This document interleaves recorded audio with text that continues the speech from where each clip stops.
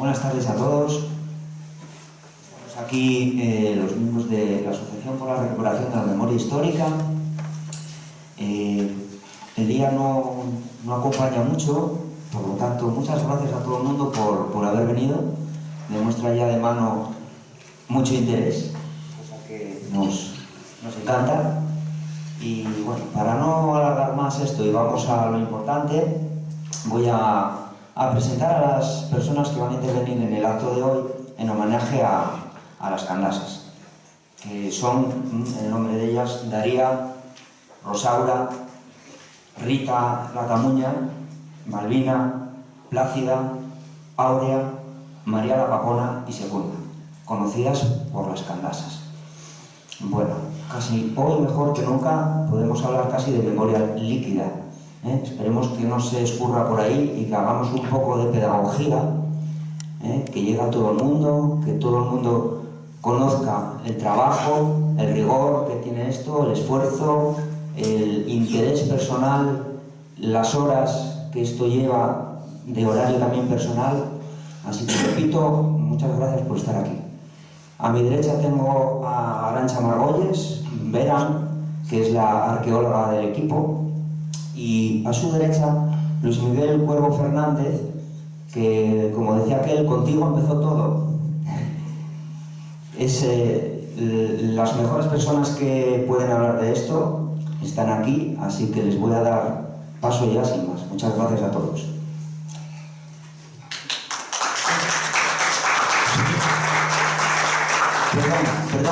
Perdón, se me olvidaba porque contábamos que estuvieran aquí en la mesa, pero por decisión personal de ellos están ahí sentados los alcaldes de Gozón, que son, lo tengo aquí apuntado, perdón, José Suárez, Jorge Suárez, perdón, es que sin gafas ahora estoy ahí, y Amelia Fernández, la alcaldesa de Carreño. Perdón de nuevo, disculpadme, que un poco los nervios se juegan malas pasadas, soy un poco novato en esto.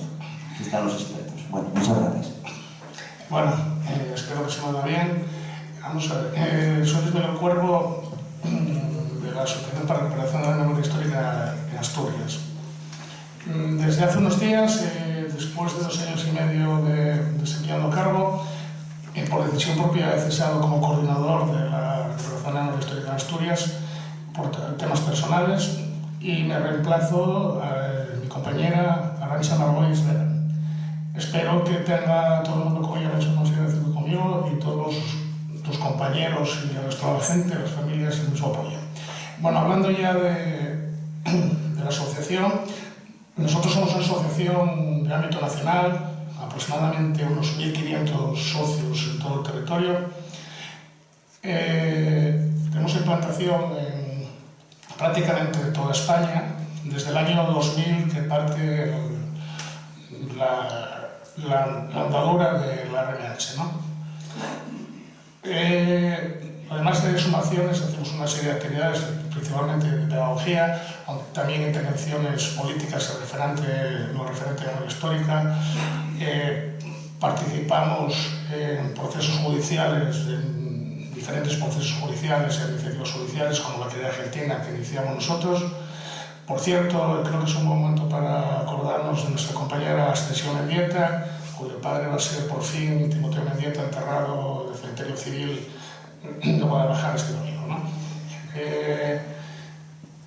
La manera de actuar referente a una posible sumación, siempre tenemos los mismos protocolos, ¿no? Nosotros nunca, jamás iniciamos una sumación si no nos lo piden las familias, al menos una familia de una presunta persona que esté en la fosa común de referencia de que estamos hablando. Segundo, bajo ningún concepto cargamos ni un solo euro de coste de todo el proceso a las familias.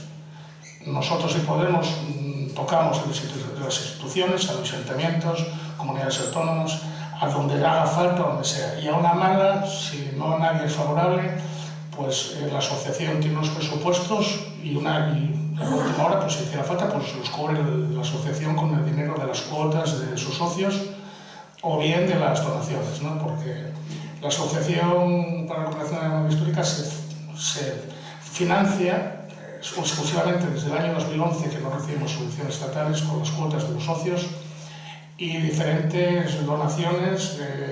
Concretamente, hace unos días, dos delegaciones de sindicatos de electricistas noruegos nos donaron 6.750 euros, o en el año 2015 recibimos el premio Alba Puzzing de los derechos humanos, que fueron $100.000, ¿no?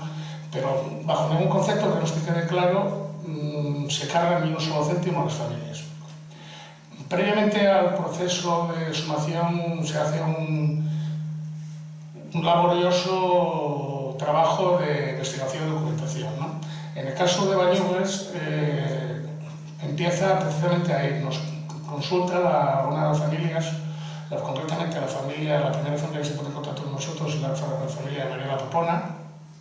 Nos reunimos con ella. A la semana ya viene otro familiar de Rosalga y nos hablan de que ellos siempre han tenido conocimiento de que en esta fosa estaban en estas leyes dos, y al menos una tercera de la que oyeron decir, que se llamaba Rita La Camuña.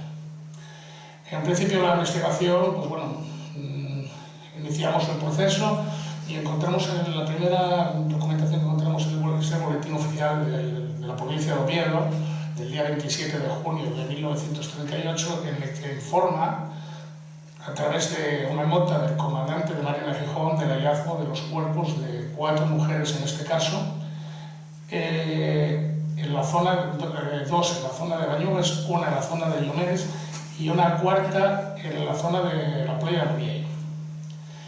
Posteriormente, un boletín oficial posterior informará de la aparición que aparecen en el mes de julio, el siguiente, otras 2 mujeres en los pedreros de Peñas, ¿no? No es que aparezcan después, es que son pedreros de muy difícil acceso y probablemente tardaron un mes en encontrarlas. La mujer que aparece en Llomeres se la entierran en un prado allí al lado de la playa. Respecto a la que aparece en Muniello, se la trasladan al cementerio de Luanco, que es la más joven, unos 20 años, y le hacen una autopsia, 2 médicos del banco, por solicitud del comandante militar de Marina, y las otras 2 las llevan directamente a Bañugues, donde luego también irá la que a su vez es sumada en Llomeres, ¿no? Conseguimos, después de esto, las causas del Archivo de Marina de Ferrol, gracias a los compañeros de RMH de Galicia, en las que nos da todos los detalles que en un principio los médicos pueden saber, ¿no? Nos hablan de unos restos que están en bastante mala situación, deshechos tanto por la caída de peñas, desde peñas, como por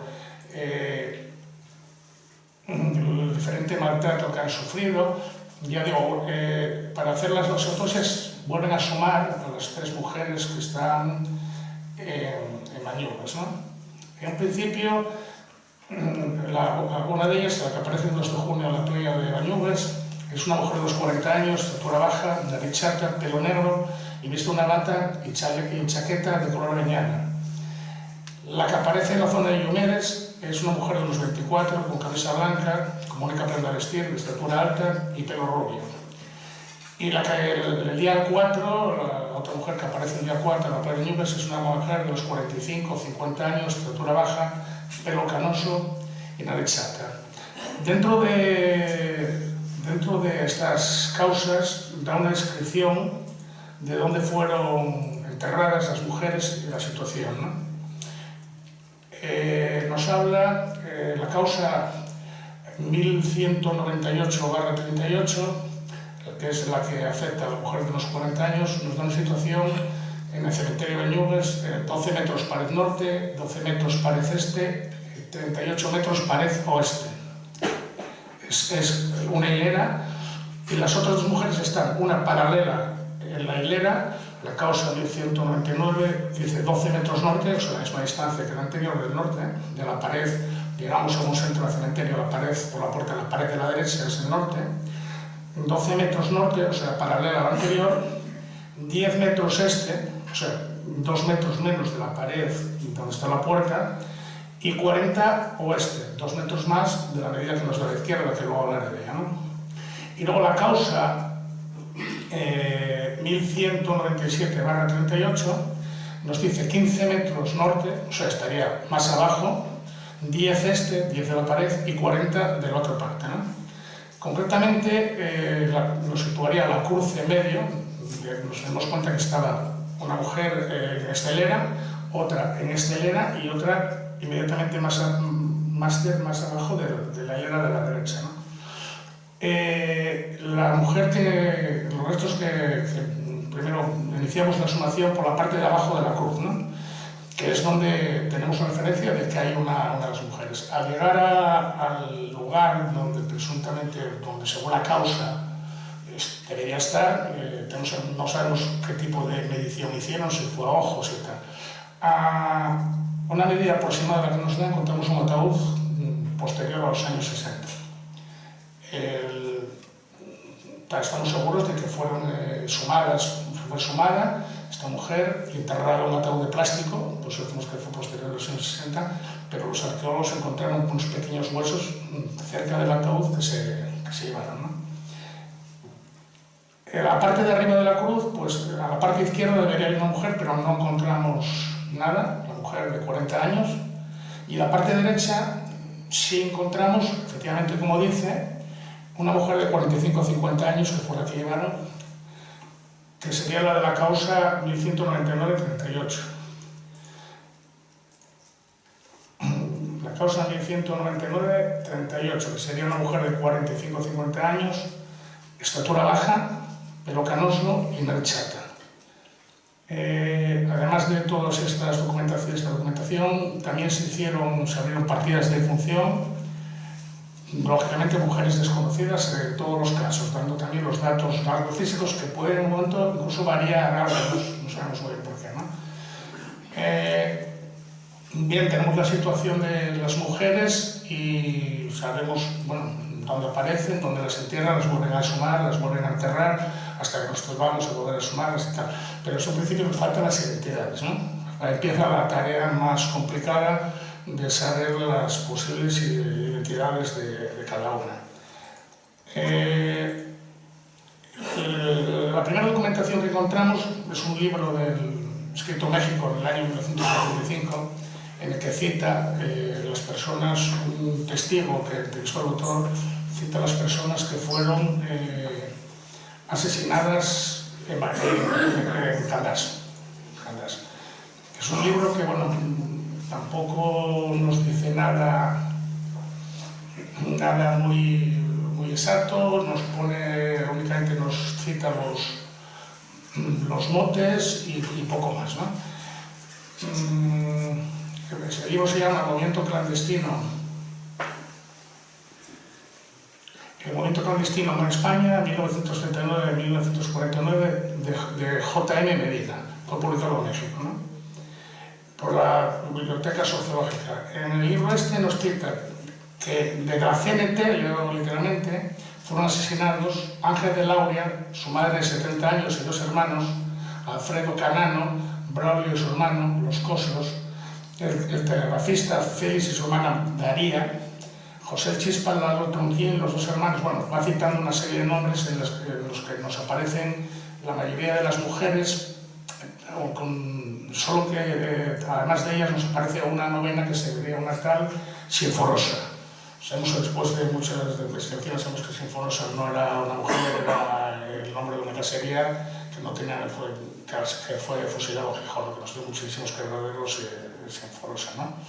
Y a partir de ese momento pues, recurrimos a los testimonios orales.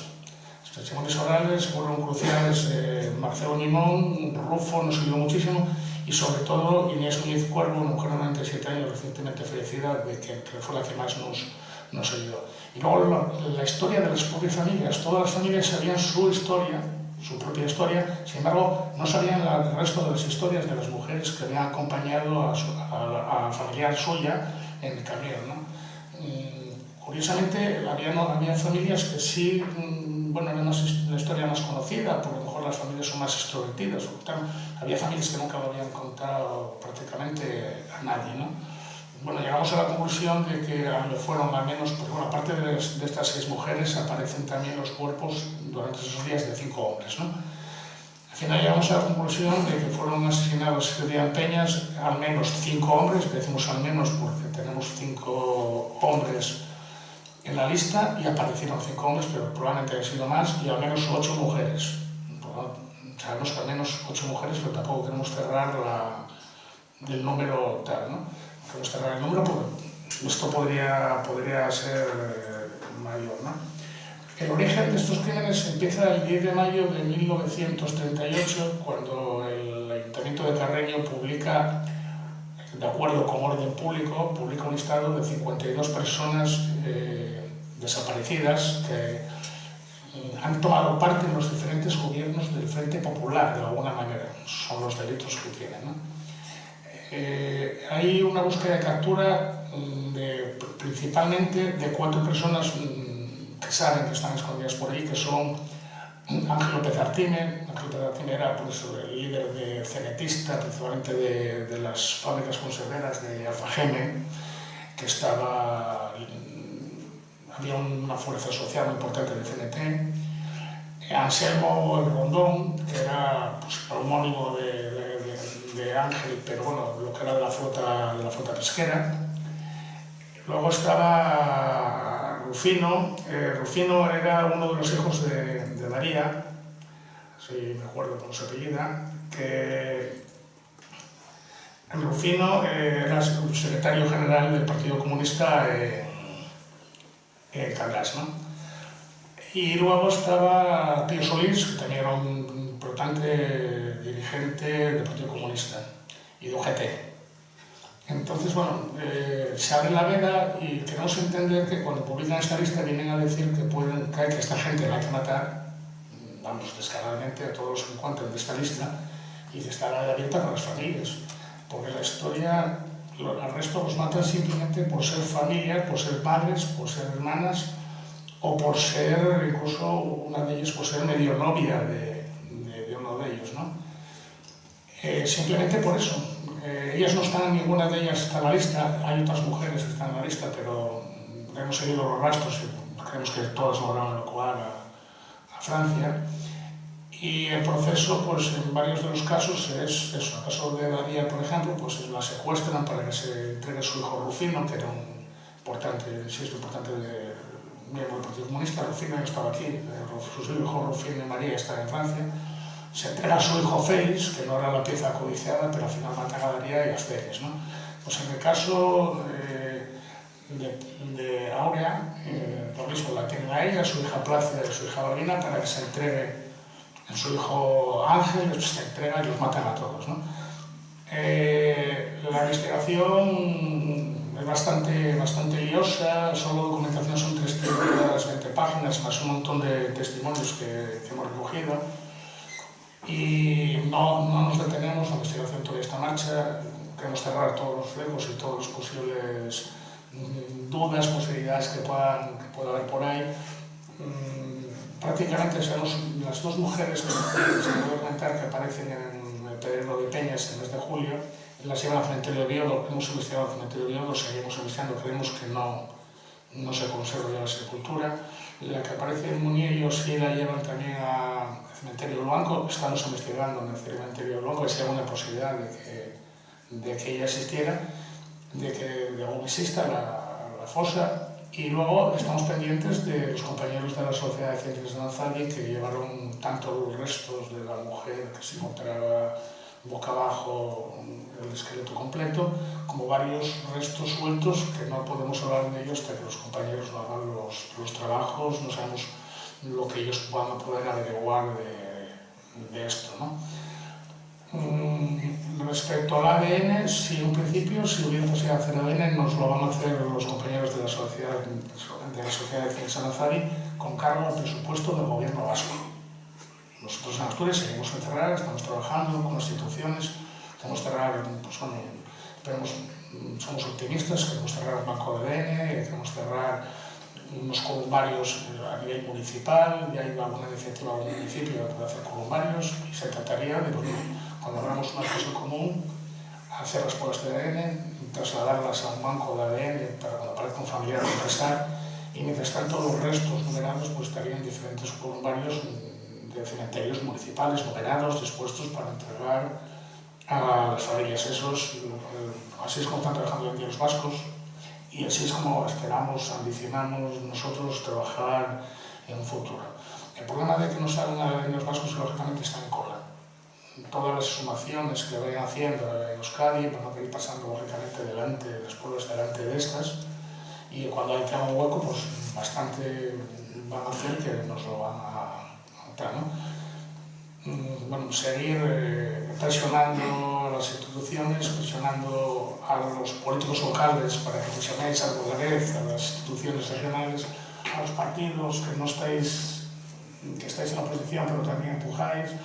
Y bueno, la unidad mostrada en torno a la fosa de Nubes por los grupos municipales de Izquierda Unida, del Partido Socialista y de Somos de Carreño, por ejemplo, bueno, todo un ejemplo y bueno, el apoyo de los alcaldes fundamental de los ayuntamientos, pero hay que decir que los grupos municipales estuvieron desde el principio, estuvieron enterados, no hicieron ningún uso, ningún tipo de uso, ninguno de los grupos municipales político ni publicitario de ello, y que el objetivo, pues bueno, todos estamos pidiendo por el mismo carro, que es el carro de los derechos humanos. Nosotros nunca nos veréis opinar de ningún tema político que no tenga nada que ver con la memoria histórica. Los que tienen que ver con la memoria histórica, por supuesto, vamos a estar delante. No hacemos política partidista de esto. Todos los compañeros de la RMH, la mayoría militan en partidos, cada uno le queda la gana, y nosotros entre nosotros no tenemos problemas partidistas porque no cogemos la pala o vamos a un archivo, estamos trabajando por los derechos humanos y consideramos que lo que tenemos que empujar todos, ¿no? Pues nada, una vez más agradecer al pueblo de Bañugues el apoyo que nos dio desde el principio, a los ayuntamientos de Buzón y de Carreño el apoyo total y absoluto, y bueno, hay que animaros a reclamar y solicitar que sumen a vuestros familiares, porque si no lo solicitáis nosotros no vamos a abrir fosas por nuestra cuenta. Nada más, muchas gracias y aquí nos tenéis para lo que podáis necesitar.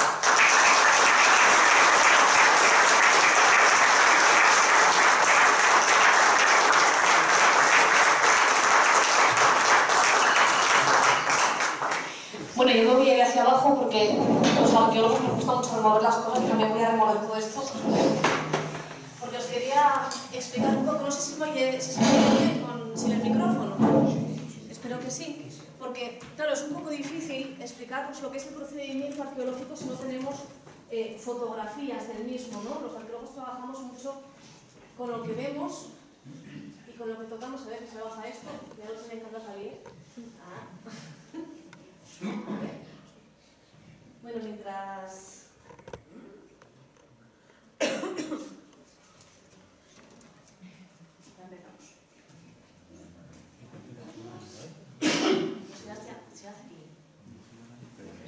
Bueno, resuélvemelo. Mientras tanto os voy comentando un poco que para oír un poco de la fama esta de científicos un poco locos que tenemos los arqueólogos, ¿no? Y de el gruñón que está en todas las excavaciones, os diré que nosotros, la gran mayoría de los arqueólogos, también somos historiadores y especialmente los arqueólogos que estamos trabajando en la RMH somos también voluntarios, ¿no? Por suerte o por desgracia, yo creo que más bien por suerte, y por lo tanto estamos presentes también en todo el proceso de documentación junto con nuestros compañeros. Participamos activamente de ese proceso de documentación y por lo tanto cuando llegamos a una fosa sabemos perfectamente las historias de la gente que está ahí. Muchas veces fuimos nosotros también a hablar con los familiares, es decir, que sentimos la historia también como propia, ¿no? Nuestro trabajo no solamente es estar escarbando la tierra, sino también sentirla, ¿no? Y conocer lo que hay dentro. Sin eso nuestro trabajo no tendría sentido.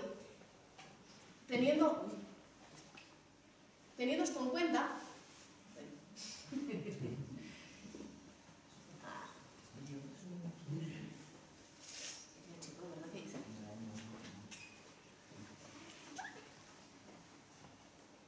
nunca me había pasado. ¿Ahí? Vamos a ver. Folio. Nos ocupamos de la documentación, pero no de ordenadores ni nada de eso, no os preocupéis. Folio. Ahora. Vale. Se ve bien, vale, perfecto.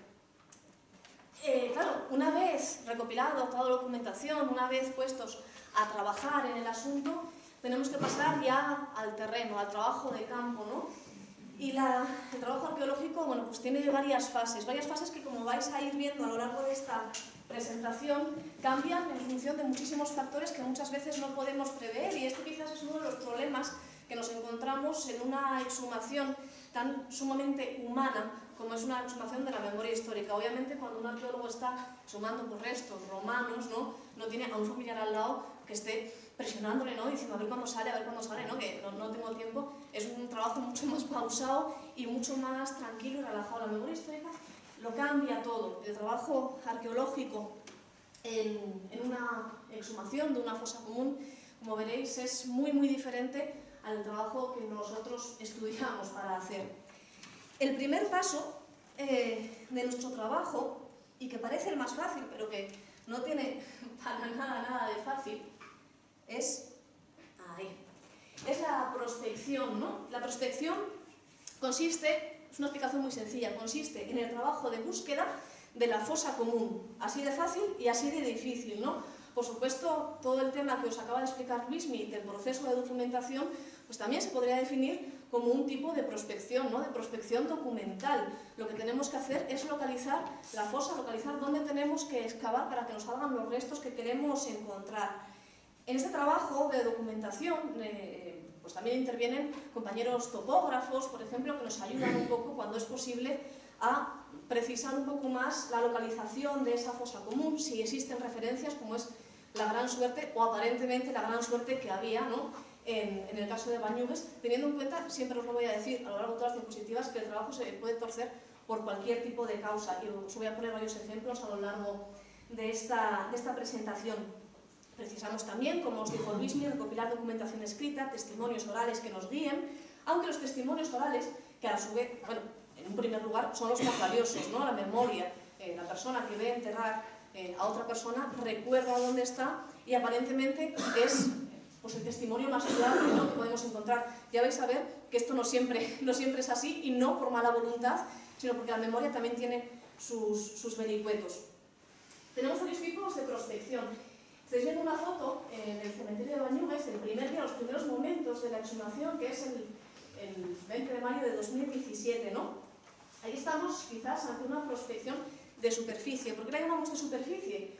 Si vosotros veis dónde están nuestros compañeros paleando, están aproximadamente sobre el mismo suelo que pisaron las personas que enterraron a las mujeres que estamos buscando, ¿no? Es decir, no tenemos ningún elemento por encima que nos haga tener que buscar ese suelo original para encontrar los restos. Estamos aparentemente ante una exhumación muy sencilla, porque en un cementerio, bueno, pues sabemos que los restos se entierran como mínimo a 2 metros, es decir, sabemos más o menos cuánto tenemos que cavar, etcétera, etcétera. Ya os digo que con muchos problemas que pueden surgir, que tampoco nos planteábamos quizás mal por nuestra parte desde un primer momento, y que nos teníamos que haber planteado, pero bueno, no pasa nada porque los problemas van surgiendo, ¿no? Nunca se esconden y siempre los acabamos viendo. Puede ser una prospección de superficie dirigida, es decir, aunque aquí no tengamos, ¿no?, las guías, creo que no pusieron los compañeros unas cuerdas, ¿no?, que nos orienten un poco, sí que es dirigida, ¿no? El arqueólogo decide dónde se empieza a hacer esa prospección. Ahora os voy a explicar, por cierto, cómo los diferentes métodos, ¿no?, que tenemos de hacer la prospección. Dice, vamos, aquí justo, ¿no?, en este espacio que te marco, vamos a empezar a hacer esa prospección, o puede ser aleatoria. En el caso de las fosas comunes suele ser afortunadamente dirigida, porque más o menos solemos tener alguna referencia de dónde pueden estar. ¿Son todos los casos así? Bueno, pues el hecho de que tan lioso, que nos dé tantos problemas, ¿no?, de sumar 2 cosas a la vez en un fin de semana, me permite poneros los 2 ejemplos, ¿no?, porque quizás el trabajo que hicimos en las 2 fosas se complemente muy bien para explicaros todo lo que es el trabajo arqueológico en general.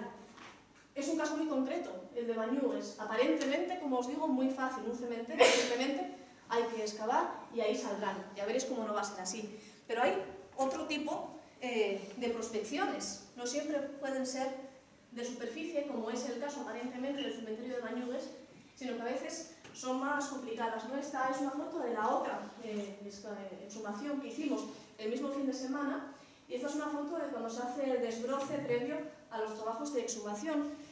La historia, los testimonios orales lo que nos cuentan es que el hombre que entierra los dos cadáveres que estamos buscando deja unas piedras que señalan la sepultura, ¿no? Claro, cuando hacemos el desbroce y hacemos, por lo tanto, la prospección de superficie, es decir, caminamos por el terreno para ver dónde pueden estar esas piedras que nos marcan el enterramiento, encontramos esto, que si lo veis, claro, nos damos una alegría tremenda cuando lo encontramos, ¿no? Porque veis una piedra que está aquí y otra piedra que está aquí, aparentemente señalando efectivamente, además tenía el tamaño perfecto, ¿no? Pues una sepultura. Entonces, claro, después de hacer esa prospección de superficie, decimos, bueno, pues está aquí y empezamos a exhumar aquí.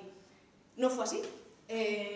Lo que ahora veis como monte, que parece todo tierra, realmente era una capa de 1,5 metros de escombro que se había ido tirando a lo largo de 80 años por las sucesivas obras de la carretera, ¿no? Es decir, aquí no nos encontramos en el suelo original que pisa el enterrador o que pisan la gente que está enterrados aquí.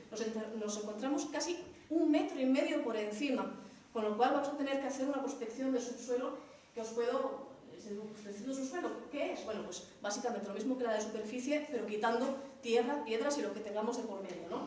Es una cosa bastante cansada. ¿Cómo podemos hacer una prospección? Bueno, hay varios métodos, ¿no? Dicen que la arqueología es destructiva. Bueno, sí, en cierto modo, ¿no? Es destructiva porque obviamente lo que se excava no se puede volver a excavar, por eso tenemos que ser muy precisos. Pero no siempre podemos hacer que no sea todo lo poco destructiva que quisiéramos. Tenemos métodos, ¿no? Tenemos métodos como por ejemplo el georradar. Tanto en una como en otra excavación siempre nos decían, ¿no? el tema del georradar. Oye, y aquí no se puede utilizar el georradar. Bueno, obviamente, en el caso de Bañugues, es evidente que el georradar no nos sirve porque estamos ante una fosa común que tiene otros restos. Es decir, el georradar, que es un aparatín, ¿no? Que se lleva como una especie de segadora, se lleva por encima del terreno y lo que hace, así muy a grandes rasgos, ¿no? Es, bueno, pues transmitir una serie de movimientos de ondas o de lo que sea. Yo no soy técnica del georradar, si no os lo sé explicar, pero digamos que nos dice dónde hay una cavidad, debajo de la tierra, ¿no? Obviamente, en el caso del cementerio de Bañugues, aquí veis uno de los compañeros excavando, hay más restos, con lo cual esto no nos aportaría nada nuevo, nos aportaría un montón de cavidades que no tienen por qué ser necesariamente las mujeres que estamos buscando. En casos, por ejemplo, como el de la Canalona, que realmente estamos en un monte, ¿podría aportarnos algo? Pues difícilmente, la verdad. El georradar es una cosa que se le ha perdonado mucho, pero que muy pocas veces, en nuestra experiencia, nos da todos los resultados que nos gustaría por varios factores. Por un lado, la presencia de tendidos eléctricos despista un poco al georradar. Por ejemplo, en el caso de la Canalona estábamos precisamente al lado de un poste de la luz, ¿no? Lo cual hubiera despistado, hubiera vuelto un poco loco al georradar. Un terreno muy heterogéneo puede tener muchas cavidades, ¿no? ¿Veis la diferencia de tierra que hay en el cementerio de Bañugues? Claro, estamos ante una fosa común, la tierra está adaptada, la tierra es la tierra de un cementerio, es una tierra, bueno, muy fina, como me oiga un paleador, los que estuvieron allí me mataría, ¿no? Pero realmente es únicamente tierra, con muy poca presencia de piedras, etc.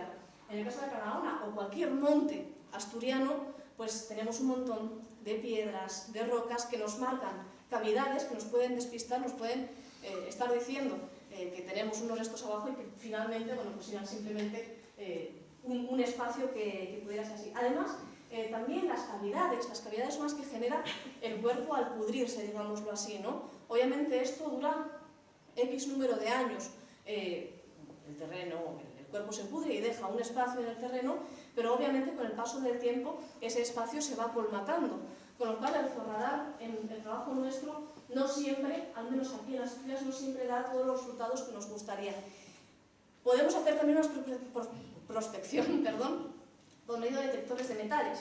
Sí, podemos también, bueno, pues intentar buscar, ¿no? El detector de metales nos va a señalar hebillas, cualquier elemento metálico que pudiera llevar la persona, balas incluso también, pero esto en Asturias, de vuelta, pues se hace bastante difícil. En el caso de Bañugues es muy difícil porque sabemos que las mujeres obviamente pasan por el mar y el mar lava todo, ¿no? Se entierran, bueno, pues prácticamente apenas con una camisa, no tienen ningún elemento metálico aparente que nos pueda indicar ese detector de metales.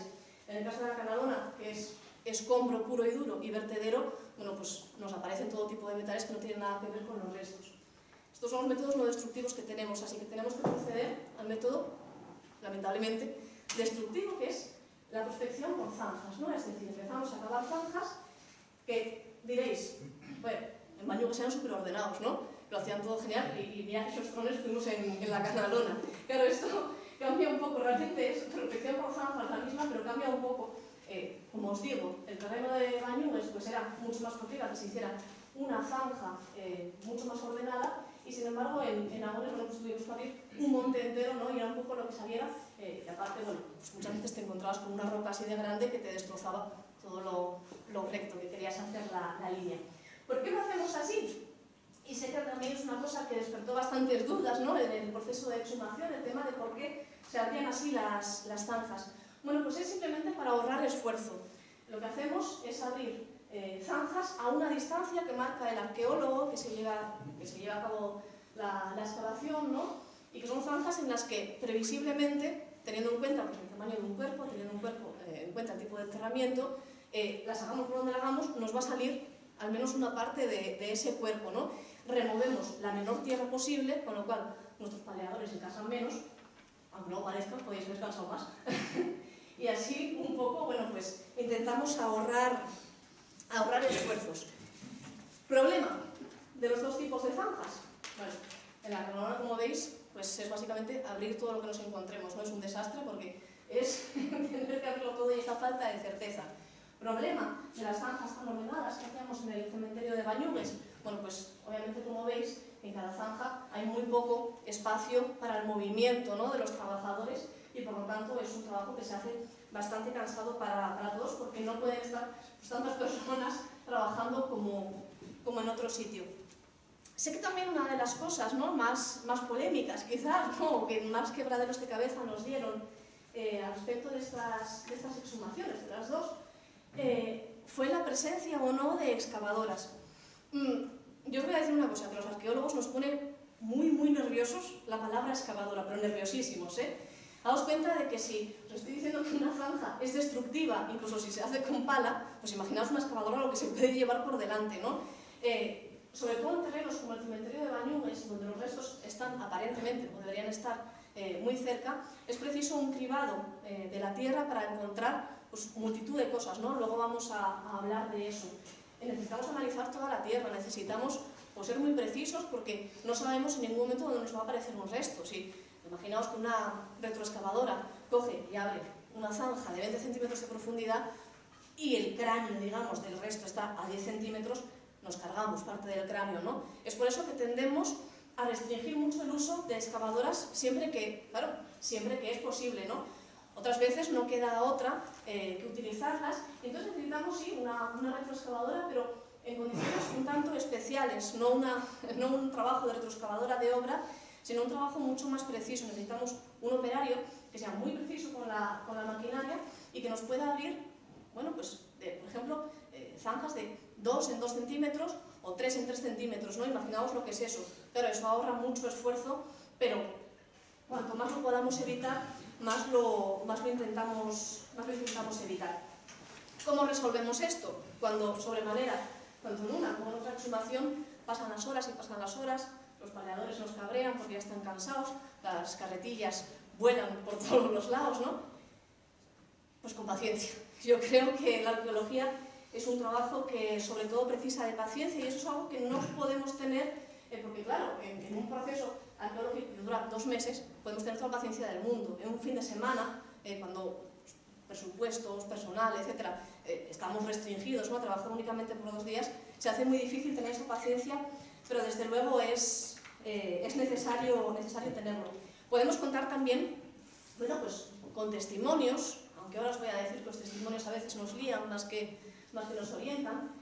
Podemos contar también, bueno, pues con especialistas que nos puedan orientar, ¿no? En el caso de Bañugues era muy difícil, porque claro, una fosa común a lo largo de 80 años sufre muchísimas remociones, se está enterrando constantemente durante 80 años allí y no sabemos lo que puede pasar a los restos que están debajo. Normalmente se respetan, claro, pero no siempre podemos confiar en la pericia de todos los enterradores que a lo largo de 80 años pasaron por allí, o bueno, de la suerte que hayan podido sufrir esos restos, ¿no?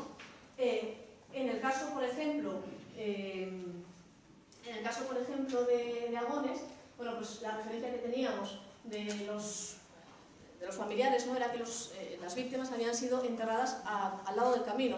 Como tenemos toda esta capa de 1,5 metros de piedras, de escombro, lo que tenemos que hacer es encontrar el camino para ver si así pues podemos localizar los cuerpos, ¿no? En este caso contamos con la ayuda, además providencial, ¿no?, porque apareció, nadie sabía dónde había salido, un geólogo, que apareció por ahí un geólogo vasco, que había venido especialmente a Asturias para esto, y nos indicó lo que él, con su vista de geólogo, pensaba que pudiera ser la caja de ese camino, que según él se veía estupendamente, pero nadie más veíamos, ¿no? Y eso nos orienta mucho. Pero principalmente es paciencia y también suerte. Hay una cosa muy importante: la intervención arqueológica nunca puede ser matemática. ¿Por qué? Lo primero de todo, porque trabajamos sobre una historia humana, ¿no? Es decir, jugamos con que la memoria puede jugar sus malas pasadas. Jugamos sobre 80 años de antigüedad, sobre muchos silencios y sobre muchos secretos, ¿no? No sabemos, no tenemos un libro de registro de cuántas veces fue intervenida la fosa común del cementerio de Bañugues. Puede haber habido, no en Bañugues, afortunadamente, porque hay un cementerio, pero sí en otro tipo de fosas, puede haber habido la presencia de alimañas que se hayan llevado los restos, aunque eso siempre deja algún tipo de rastro, ¿no? Es decir, es una cosa complicada que precisa de mucha paciencia. Y cuando tenemos mucha paciencia, tenemos premio, que es que al final aparecen los restos, ¿o no? ¿No? Puede ser que sí, o puede ser que no. Nosotros encontramos esto, por un lado en el cementerio de Bañugues, por otro lado en la Canalona. Con esta foto realmente no es del 20 de mayo, aquí os hice un poco de trampa, pero es un poco para ilustrar lo que os quiero contar, ¿no? Aparecen restos y todos nos ponemos muy contentos porque finalmente aparecen, pero una excavación arqueológica nunca es matemática, nunca puede ser matemática, y ni siquiera cuando aparecen los restos podemos estar seguros de todo esto. Como os digo, a la derecha tenéis la foto de los primeros restos que aparecen en Bañugues, ¿no? Y lo que nos empieza a aparecer en Agones también. ¿Veis aquí? Pues, huesos, etc., ¿no? ¿Es esto lo que buscamos? ¿Es esto lo que estamos buscando? ¿Encontramos ya nuestras víctimas? Bueno, pues desgraciadamente os diré que cuando encontramos estas dos cosas ya nos faltaban muchas horas de trabajo. No estábamos ante lo que estábamos buscando. Aquí entra en juego la presencia bien del arqueólogo, antropólogo, ¿no?, o del antropólogo también, que pueda analizar estos restos y que empiece a analizar los restos. Por un lado, tenemos que distinguir, porque nos pueden confundir, restos humanos y restos de fauna. Obviamente en Bañugues no vamos a tener este problema porque sería muy raro encontrarnos fauna dentro de un cementerio, pero en una exhumación fuera de extramuros del cementerio sí que nos podemos encontrar restos de animales, ¿no? Es fácil para un arqueólogo experimentado ver lo que es un hueso de fauna o un hueso humano, ¿no? Se nota por la textura, por el peso, se nota también porque cuando te encuentras un hueso largo o hueco, ¿no?, sabes que es de fauna.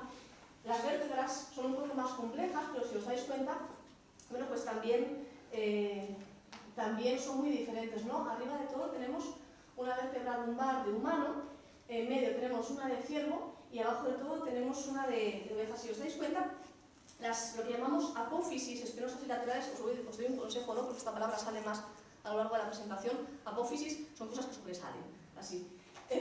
La apófisis espinosas, que es lo que protege la vértebra, ¿no?, es la que tenemos hacia arriba, y las laterales, que son las que salen hacia los lados, son, fijaos, mucho más largas en el caso de estos animales con respecto al del humano. Si os dais cuenta, en las fotos que os enseñé antes, en el caso de Agones, aquí tenemos efectivamente una vértebra que pierde la apófisis lateral por el paso del tiempo, lo que sea, pero conserva la espinosa, ¿no?, con una longitud que jamás tendría una vértebra humana. Tenemos que tener mucho cuidado con esto porque esto para nosotros es muy fácil verlo, pero para alguien que no está tan experimentado no, y bueno, pues muchas veces nos llevamos broncas, ¿no?, de que andamos dejando restos humanos por ahí cuando realmente, bueno, pues es igual, pues restos de un perro, ¿no?, que nos encontramos. En el otro caso, es obvio que no estamos ante un resto de fauna. Obviamente, esto es un resto humano, ¿no? Un resto humano que, si os dais cuenta, bueno, pues le falta una parte, parece ser que luego, ¿no?, investigando un poco todo esto, parece ser, bueno, pues precisamente con una de esas remociones de la fosa, ¿no?, con uno de esos enterramientos posteriores, este cuerpo, bueno, pues le ventilan, ¿no? Parte del esqueleto y lo aparece así. Pero no podemos echar campanas al vuelo, siempre tiene que estar presente un arqueólogo, porque ¿y qué pasa si, por ejemplo, nosotros en Bañuelos buscamos a 3 mujeres? ¿Este esqueleto es de mujer o es de hombre? Para eso también está el antropólogo, ¿no? La función del antropólogo. Es fácil ver, en la mayor parte de los casos, algunos se resisten un poco, en un individuo adulto diferenciar un hombre de una mujer por varias cosas, ¿no? Por ejemplo, la pelvis, la de los hombres es esta, ¿no? Esta es la de mujeres. La pelvis es evidente porque es, ¿no? Las mujeres, digamos, que biológicamente se diseñan para tener hijos, y por lo tanto la pelvis, que es la parte más afectada por este proceso natural, tiene que ser diferente. Si os dais cuenta, el ángulo, ¿no? En la pelvis, el ángulo subpúbico que llamamos en la pelvis de una mujer es mucho más abierto, precisamente para no tener problemas cuando se pare, ¿no? La pelvis del hombre es mucho más pesada, también más estrecha, la de la mujer es mucho más ancha, etc. Pero incluso también en otro tipo de restos que aparentemente no tendrían nada que ver, como por ejemplo el cráneo, también somos diferentes. ¿Veis? La gran diferencia que existe entre un cráneo típico de mujer y un cráneo de hombre, ¿no? Esto que tenemos aquí, por ejemplo, que tenemos aquí justo debajo de la oreja, se llama la apófisis mastoides, es, digamos, a donde van ancladas los músculos, ¿no?, del cuello, y es mucho más prominente, mucho más pesada en los hombres. También, aunque en este caso no se aprecia mucho, ¿no?, la glabera supraorbitaria, que es básicamente tener las cejas más hacia adelante o más hacia atrás, es mucho más pronunciada en el caso de los hombres. Y así, bueno, pues otras muchas cosas que un arqueólogo, un antropólogo experimentado, como os digo, puede ver. Efectivamente, en el caso que os enseñé, no estábamos ante una de las mujeres que buscábamos, sino que estábamos ante un hombre, ¿no? Algo que con una rápida intervención del antropólogo pues se puede ver. Pues, los primeros hallazgos fallidos, un fracaso estrepitoso, tenemos que seguir buscando. No es un fracaso, muchas veces, claro, aquí entran en juego pues voluntarios, ¿no?, que obviamente no están acostumbrados a lo que es el trabajo arqueológico, y que yo me acuerdo que cuando salió, ¿no?, este pobre paisaje, bueno, los mensajes que a mí me llegaban eran tremendos, ¿no? Era un fracaso total, horrible, ¿no? No es un fracaso realmente, eso es la arqueología pura y dura. Nos tenemos que encontrar también cosas que no son para poder encontrarnos cosas que son. Y siempre acaba llegando, si hacemos bien nuestro trabajo, y creedme que lo hacemos bien porque somos muy cabezones, acaban llegando los resultados. Pero ni siquiera podemos estar tranquilos cuando nos salen los resultados evidentes, ¿no? Y aquí entra en juego también lo que os digo de que la arqueología no puede ser, y la arqueología de la memoria histórica mucho menos, una ciencia tan exacta como nos gustaría, porque nos basamos mucho, como os dijo Luismi, en testimonios orales. Y los testimonios orales dependen de la cabeza, y la cabeza a lo largo, sobremanera a lo largo de 80 años, va reconstruyendo la historia, va mezclándola con otras historias y nos puede dar pistas falsas. Por ejemplo, os voy a contar, antes de pasar a la siguiente diapositiva, que por ejemplo en el caso de Agones, una de las cosas que más clara teníamos, ¿no?, era que el hombre, nos contaban, el hombre que había enterrado a las 2 víctimas, bueno, pues lo había hecho porque él veía cómo los vecinos iban y les quitaban los zapatos, no hasta los zapatos, de la miseria que se pasaba, y que bueno, que esto a este hombre pues le duele, ¿no?, y entonces se decide enterrarlos. Esta es la historia, ¿no? Es una historia preciosa, hasta que encuentran los zapatos en la fosa. Claro, aquí te das cuenta de que el testimonio puede ir variando, ¿no? Este mismo hombre que nos había contado esta historia, sin haber visto, sin haber bajado, porque era un hombre muy mayor que no bajó a la fosa, fue reelaborando su testimonio, y precisamente sin que nadie le hubiera contado nada, ¿no?, cuando nosotros estábamos diciendo, ¿cómo pues es posible? No, esto es imposible, ¿no? Encontramos a otro. Decimos, encontramos a otro. En un momento determinado, sin que él supiera nada, dice, ay, no, espera, no, pero que lo de los zapatos, esto nos lo dijo 15 horas después de haber empezado, que lo de los zapatos era otra historia, otra fosa que hay más allá, ¿no? Pero bueno, ahí ya respiramos un poco aliviados. Otras veces los testimonios sí que coinciden. Este es el caso de Bañuelos, por ejemplo, cuando aparecen finalmente los restos de la mujer que buscamos. Aquí la historia está muy clara, ¿no? Son mujeres que previamente a ser asesinadas son torturadas, son asesinadas y son asesinadas de una manera terrible, que es tirándolas cabo peñas abajo, ¿no? Es decir, nos podemos imaginar que los restos tendrían que estar muy destrozados y evidentemente estaban muy destrozados haciendo caso, ¿no? Y siguiendo lo que nos decían esos testimonios, tanto orales como escritos en este caso. Pero además en el cementerio de Bañugues, los restos más completos que se encuentran, porque ya os dijo Luismi que, bueno, que parece que aparecen restos, ¿no?, de más individuos, vamos a llamarlo así de momento, hasta que nos lleguen los resultados, ¿no? Pero los restos más completos no solamente nos dicen eso, sino que también nos hablan, ¿no? Los restos también hablan. Hablan de la forma en la que murió o fue enterrado esa persona. Esta mujer, y seguro que visteis a todos, ¿no?, a Paco explicándolo en la televisión, pero explicándolo, esta mujer había sido enterrada boca abajo. Esto es un enterramiento que en el momento en el que lo vemos, decimos, aquí algo raro pasa, ¿no? Un ser humano, si hay que decirlo así, nunca entierra a sus muertos boca abajo, nunca, porque hasta para eso es humano. El problema es cuando quien entierra carece de humanidad y decide darle un último castigo a esta mujer después de haberla torturado, violado, asesinado, encima decide que repose para toda la vida boca abajo. Claro, no contaba con que íbamos a ir nosotros a escarbar a darle un entierro digno, ¿no? Cuando llegamos a este punto, yo creo que, bueno, es mi punto favorito de la exhumación, lo primero de todo, porque ya nos quitamos toda la tensión de a ver si no vamos a encontrar nada, ¿no? Aquí ya encontramos algo. Pero es un trabajo quizás más difícil, no tan físico, ya no hacemos tanto esfuerzo físico, pero sí que es difícil en tanto en cuanto tenemos que ser muy, muy cuidadosos con los restos. No solamente por razones obvias, ¿no? No solamente por razones de que son restos humanos y los tenemos que tratar con cariño y con respeto, sino también porque cuanto más cuidadosos seamos, más información vamos a tener. Entra en juego, como os decía, una de esas causas por las cuales no nos gustan, ¿no?, las retroexcavadoras, que es el cribado. Cribado simplemente, pues, coger la tierra, ¿no?, y como si tuviéramos un colador, como hacemos con la harina, cribarla para encontrar cualquier pequeña cosa que se nos pueda estar pasando a simple vista, ¿no?, en la excavación. Y esto no penséis que nos da poca cosa, ¿no?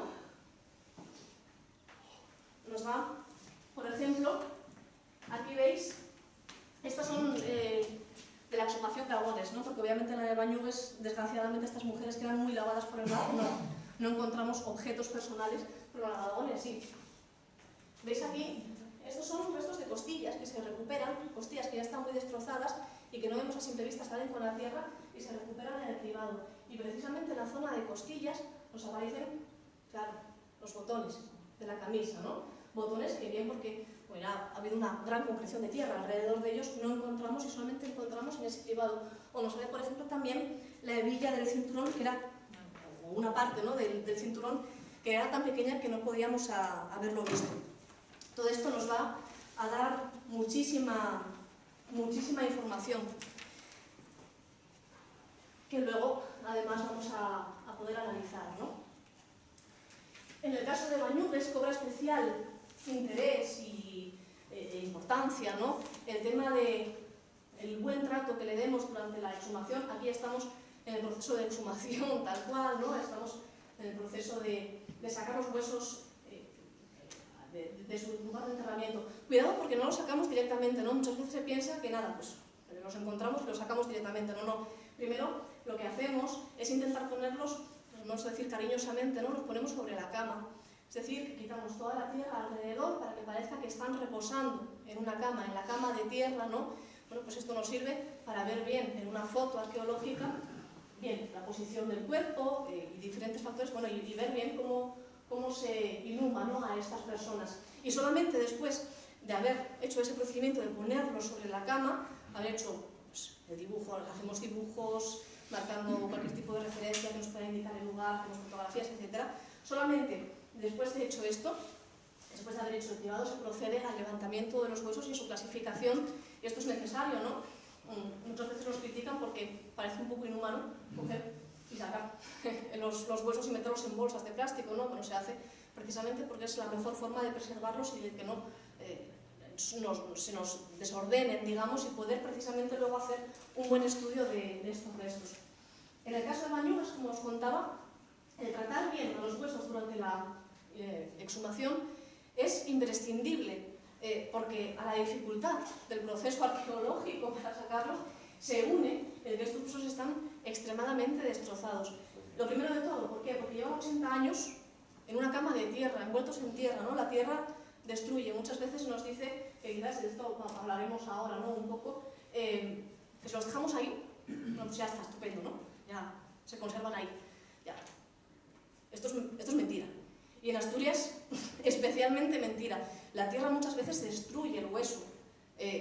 Las condiciones climáticas, la composición simplemente de la tierra. Si estamos, por ejemplo, en un terreno de fango, esos huesos tardan 50, 60 años en desaparecer y no queda absolutamente nada de ellos. Podéis ver el estado de estos huesos para haber estado en permanente contacto con la tierra durante 80 años, y eso que era tierra de cementerio, es decir, tierra especialmente diseñada para este fin. Imaginaos si no fuera así, ¿no? Son huesos además que están muy destrozados por haber estado, como digo, cubiertos, ¿no?, de un ataúd que les proteja, y porque ya venían destrozados, de por sí era una mujer que venía destrozada, ¿no? Y claro, pues son huesos que se rompen, son huesos que se destrozan, por tanto la buena, la correcta intervención arqueológica es absolutamente necesaria. Una vez que hacemos esto, bueno, como sabéis, los restos son mandados, ¿no?, a San Sebastián, en este caso, al laboratorio de Aranzadi, donde se les va a hacer un análisis antropológico, bueno, pues mucho más exhaustivo de lo que podemos hacer nosotros a pie de fosa, pero incluso a pie de fosa también podemos hacer un amago, ¿no?, de informe o por lo menos de estudio. No es el caso en estas dos exhumaciones, pero a veces se puede incluso saber cómo murió esa persona, ¿no? Si se conserva muy bien el cráneo, por ejemplo, no es la primera vez que encontramos no solamente el orificio por el que entra y por el que sale la bala, sino incluso también la bala. No fue el caso en estas dos exhumaciones. Y podemos ver otras muchas cosas que, como os digo, para un personal especializado es fácil de ver. Por ejemplo, la edad, ¿no? Sabéis que, por ejemplo, en el caso de Bañugues, enseguida los antropólogos ya más o menos dijeron la edad que pudiera tener aproximadamente esta mujer. Como os digo, es algo que, si se hace a pie de fosa, no siempre es preciso. Por supuesto, hay que hacerlo con calma, en un laboratorio, con los métodos apropiados, aunque podamos hacer una aproximación, no podemos estar fallando, pero hay métodos para saber, pues, por ejemplo, la edad de una persona. Aquí tenéis, cuando se decida poner, esto es, aquí en este dibujo tan agradable que os pongo aquí a la derecha, está, pues, una de las formas más fáciles, más sencillas para nosotros de determinar la edad, que son, pues, la sinostosis, ¿no? Esto es un nombre muy pijo que le ponen los científicos a lo que es básicamente que cuando vamos creciendo, pues que nos cuesta más movernos, ¿no? Eso es porque se nos van uniendo los huesos. Hay uniones en los huesos que con el paso del tiempo, bueno, pues se van fusionando. El caso más destacado es el cráneo. Si vosotros, seguro que sabéis, ¿no?, que los niños pequeños hay que tener mucho cuidado con la cabeza, ¿no?, porque siempre se dice que no la tienen unida, es verdad.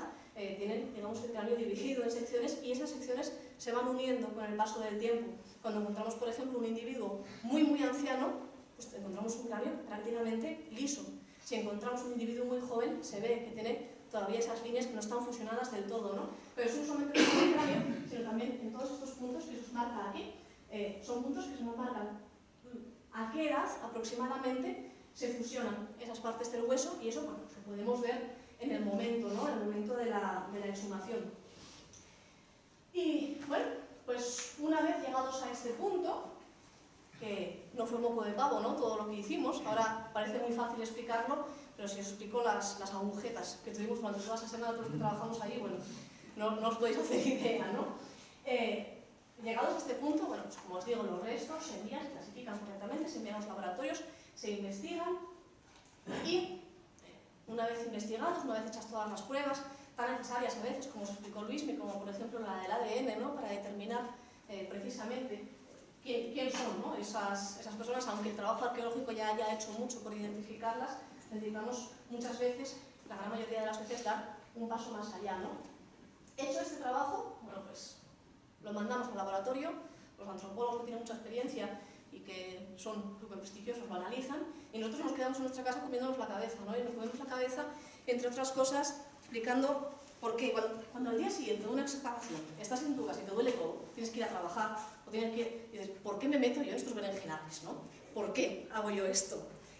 Y reflexionas, y luego al final siempre te acabas metiendo en más berenjenales, porque ves la necesidad que hay de hacer esto, aunque no cobremos, aunque tengamos agujetas, aunque nos desesperemos, aunque lloremos, aunque chillemos, aunque nos enfademos, es necesario.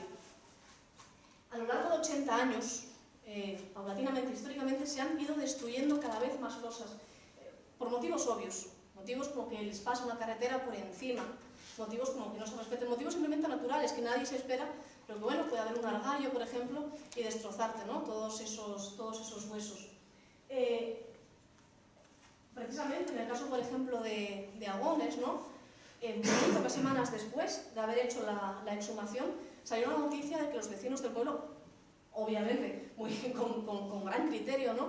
Piden la renovación de las obras de esa carretera, ¿no? Obviamente no podemos parar el progreso, esa carretera tiene que estar para el bien de los vecinos y se tiene que construir, pero yo no me paro de imaginar pues la angustia que encuentran los familiares sabiendo que tienen un familiar ahí debajo y que quizás esas obras de mejora de la carretera, que a ellos también les interesan porque son vecinos del pueblo, pues puedan acabar dando al traste con sus familiares, con su padre y con su tío en este caso.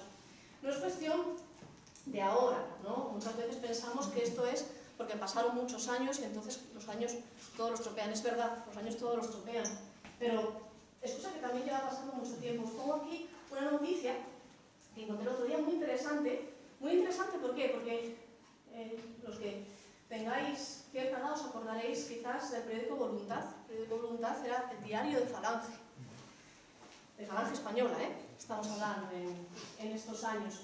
Hace referencia en 1971 al hallazgo. No puedo decir que sea una fosa, no sabemos si era una fosa o si eran restos procedentes, porque nunca se llegó a saber, ¿no?, lo que había sido estos restos. La historia es que un señor que va por unos terrenos de Gijón, por la Coría, se encuentra una gran cantidad de huesos expuestos al sol que acaba de traer pues un camión, ¿no?, está haciendo unas obras y los desplaza y los tira al otro lado y bueno, pues se ve claramente que son restos humanos, ¿no? Incluso en unas fotos de tan mala calidad se aprecia perfectamente que son restos humanos y que son muchos en gran cantidad. Nunca se sabe lo que fue de estos restos, nunca se sabe si es que proceden de una fosa común, quizás, de otro enterramiento.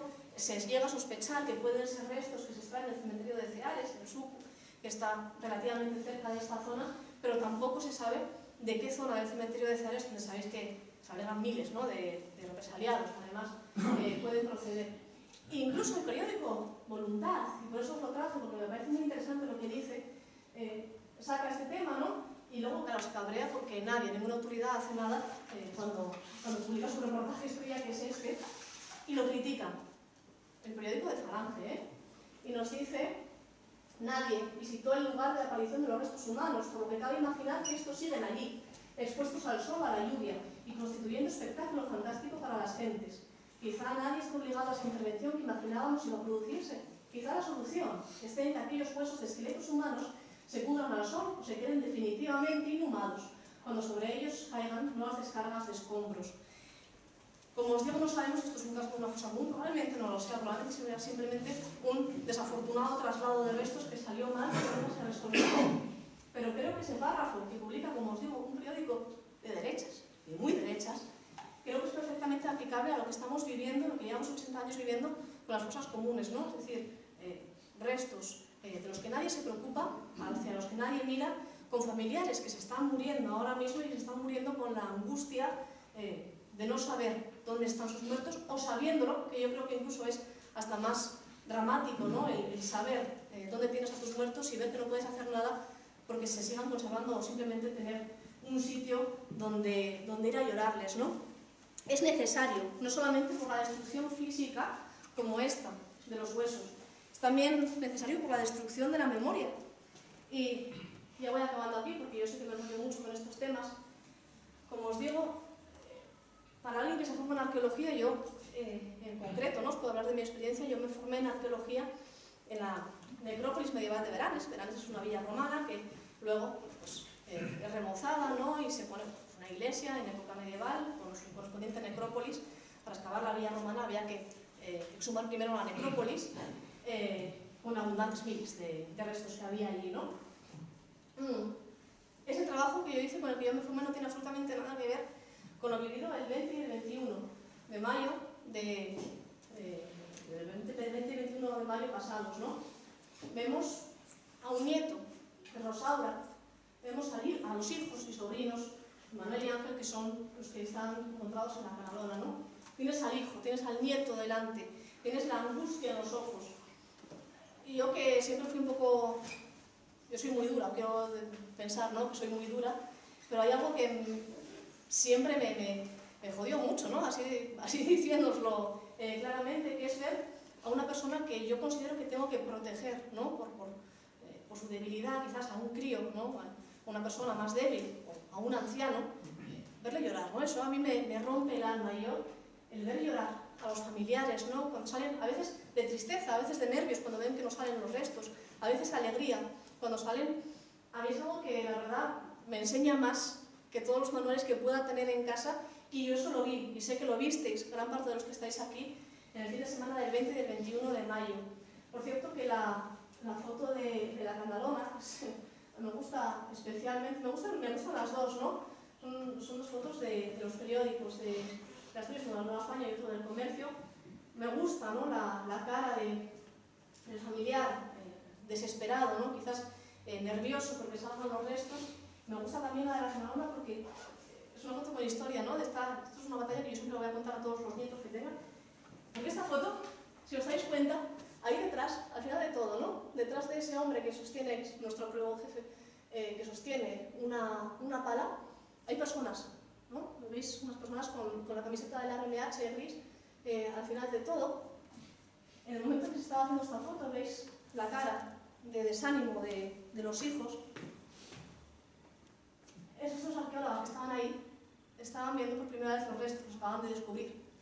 El hallazgo se dijo a las familias después de confirmarlo, ¿no?, con el arqueólogo jefe, apenas 5 minutos después. Es decir, que estos hombres pasaron de esta cara de desesperación, de llevar horas esperando, a la alegría más grande que pudieran tener en sus vidas. Claro, toda esta carga sentimental es algo que no tenemos los arqueólogos, es algo para lo que no nos forman a los arqueólogos, ni me atrevería a decir tampoco a los historiadores, incluso a los historiadores contemporáneos o a los arqueólogos contemporáneos, que tenemos que jugar con esa recogida de testimonios orales y que por tanto, bueno, pues también nos enseñan, ¿no?, muchas veces nos enseñan sobre el papel a cómo tener que recoger los testimonios. No tiene nada que ver. Luego vas allí y es muy difícil, ¿no?, es mucho más difícil que como te enseñan sobre el papel. Y esto es yo creo que lo que más te hace ver la necesidad de lo que estamos haciendo. Pero finalmente también, y con esto de verdad que ya acabo, es la necesidad también de la memoria.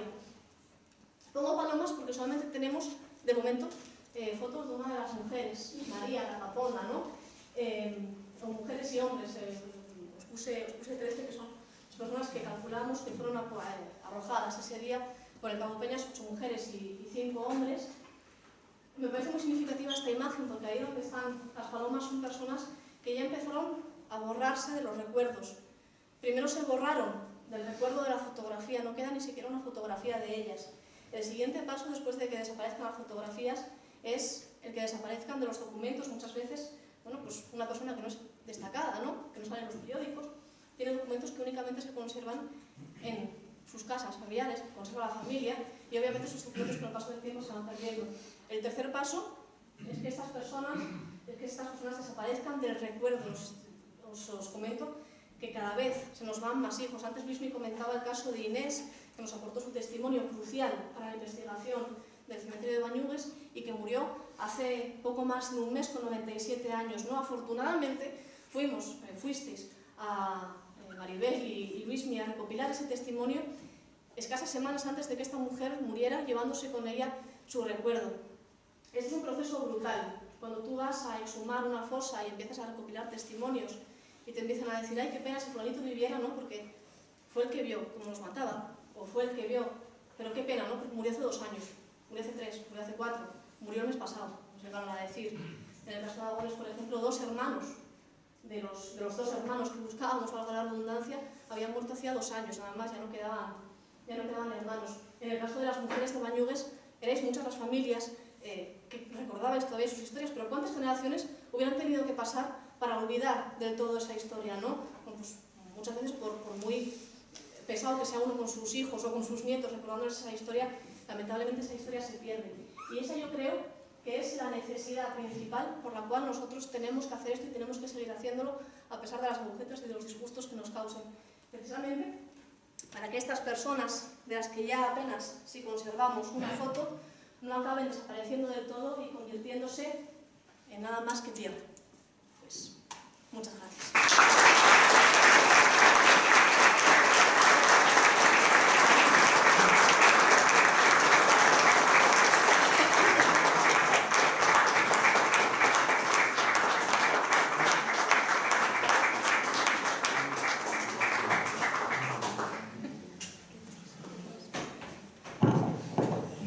Paso ahora a la intervención de los alcaldes de Jorge Suárez y Amelia Fernández, y pido otra vez perdón por el ruido de antes.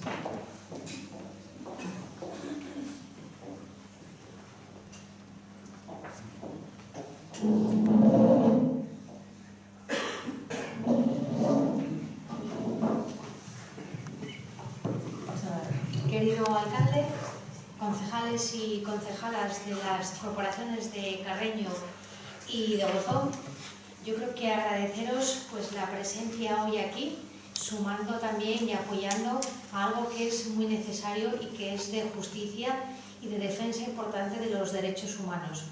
La primera noticia que en Carreño tuvimos sobre el Escandases, o lo que yo recuerdo, fue de Conchita. Conchita vino pues hace alguna legislatura al ayuntamiento para hablarnos de María la Papona y de lo que le preocupaba, y también de intentar impulsar, pues a la vez que evolucionaba la ley de la memoria histórica y que se hacían algunos pasos, pues que desde el ayuntamiento también se interconectase con la asociación. La siguiente contacto que tuve sobre la historia del Escandases con mayor amplitud y con más conocimiento fue a través de Luismi. Luismi, yo quiero reconocer aquí públicamente pues todo el esfuerzo que has hecho coordinando, lógicamente, esa labor y ese trabajo de campo. Tienes que sentirte muy orgulloso por lo que has hecho, y la persona que también asume la responsabilidad, pues les deseamos la misma suerte y el mismo apoyo. Es muy importante la asociación, es muy callada la labor que han hecho los voluntarios y las voluntarias, y yo creo que en nombre del pueblo de Carreño, de las familias y de la corporación que presido, daros pues desde luego nuestro más sentido reconocimiento y nuestro agradecimiento. Los municipios pues no atravesamos ninguna etapa especialmente dorada, sobre todo porque aunque las economías locales puedan ser más o menos bollantes en función de los presupuestos que tengamos, pues con la ley del Gobierno de España de racionalización de la administración y con la eliminación de las competencias propias o impropias, pues a veces hasta las colaboraciones se hacen complicadas. Pero como los retos y los compromisos están también para cambiar la legislación y para intentar que las cosas se hagan de otra manera, yo creo que en ese reto estamos. Yo creo que Carreño y Gozón hemos estado trabajando codo a codo en esta exhumación, y yo creo que también es importante, como decía en el acto que teníamos el viernes en Candás, recordar una cita de José Saramago, que dice que la memoria histórica es importante, que hay que recuperarla, hay que mantenerla y sobre todo que hay que transmitirla, porque se empieza por el olvido y se termina por la indiferencia. Eso es lo que no nos podemos permitir, la indiferencia, porque han pasado 40 años desde una dictadura en la que las familias han tenido que estar en silencio. Han pasado 40 años de democracia sin que haya llegado la justicia a esas familias. Yo creo que en nuestra sociedad quien elige solamente un bando de víctimas también está eligiendo un bando solamente de verdugos. Yo creo que por encima de todo de las personas está su dignidad y su derecho a opinar como quiera. Y es de justicia que desde las administraciones públicas pues también impulsemos de alguna manera que se haga la luz y que ese foco oscuro en el que algunas familias han estado y en ese silencio salga a la luz.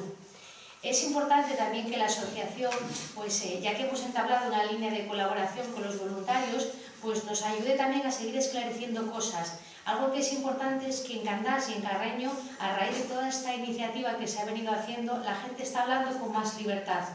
Hay que aprovechar ese momento en el que las personas se confiesan y se sinceran para recuperar testimonios. Lo decías antes, cuando las personas desaparecen hay una parte de la historia que perdemos, porque la transmisión oral y a veces porque el dolor de las familias hace que se olviden las cosas, implica que cuando se llega a grabar a una persona, a veces ese recuerdo puede estar un poco almidonado o desvirtuado, pero es muy importante. Y tenemos una población de personas mayores que tienen un valor muy importante y un testimonio que contarnos. Así que, bueno, pues en la medida de nuestras posibilidades, desde luego que vamos a estar a vuestra entera disposición para seguir de la mano de las familias y de la mano de la asociación para intentar prospectar más en sitios en los que hasta ahora nos ha sido complicado. Yo recuerdo en la militancia de la Agrupación Socialista de Carreño, cuando hicimos los 100 años de agrupación en Carreño, el dolor que aún sentían personas que hoy han fallecido porque tenían a su padre las cunetas y porque nadie nunca llegó a plantear nada. Algunas de las cunetas de Carreño es imposible que se pueda recuperar en ellas algún testimonio porque ahí hubo pues obras, toda una serie de movimientos que harían muy difíciles, pero seguro que hay mucha parte de la memoria histórica que tenemos que poner en valor. Así que, pues, reiterar nuestro agradecimiento. Yo creo que el acto que hubo en Candás fue un acto muy emotivo en las familias, en las que visibilizamos muchas historias, a veces desconocidas, pero también muy interesante conocerlas. Y el acto de hoy yo creo que también que es muy interesante y complementario por cuanto hemos conocido aspectos técnicos que yo desconocía. Independientemente de que hayamos ido pues, de visita como meros espectadores a ver qué se estaba haciendo, pues para mí ha sido muy didáctico y os lo quiero agradecer toda esa información que nos habéis facilitado a la hora de cómo se enfrenta pues, toda esta labor. La importancia de la meticulosidad con la que trabajáis y el rigor. Por lo tanto, mis felicitaciones, las felicitaciones también lógicamente de la corporación y agradecer lógicamente pues al Concejo de Golfón que nos haya acogido en esta tarde y yo creo que a seguir todo con todo desde la Comunidad del Cabo Peñas a seguir avanzando en estos temas. Gracias y buenas tardes.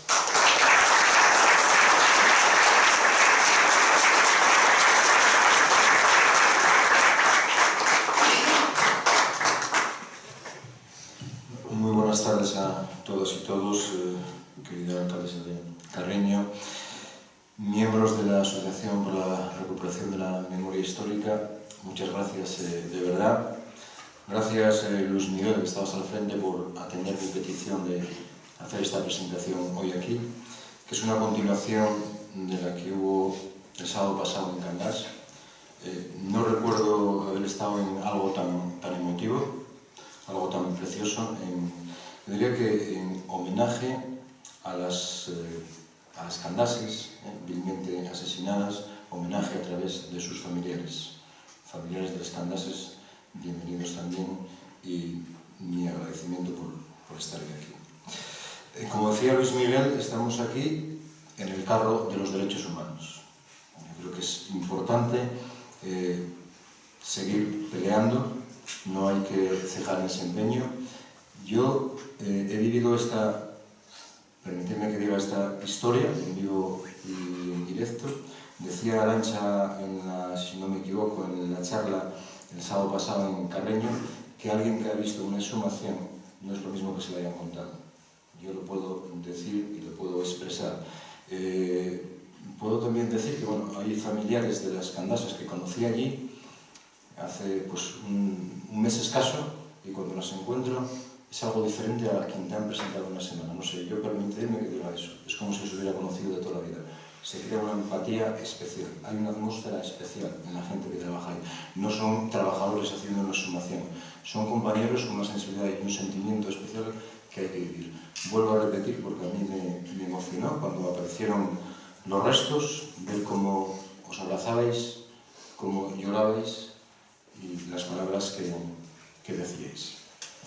Me vais a permitir ahora una licencia localista, no lo dije en Carreño, así lo citó Luis Miguel y lo volvió a citar hoy aquí, que creo que debemos un reconocimiento al pueblo de Bañugas, a las personas que durante años cuidaron esa fosa y bueno, yo desde luego no sé en qué medida lo haremos o cómo lo canalizaremos, pero a mí me gustaría que bueno, una vez que se hayan exhumado los cuerpos, pues quede un recuerdo de que allí durante años unos vecinos cuidaron una fosa.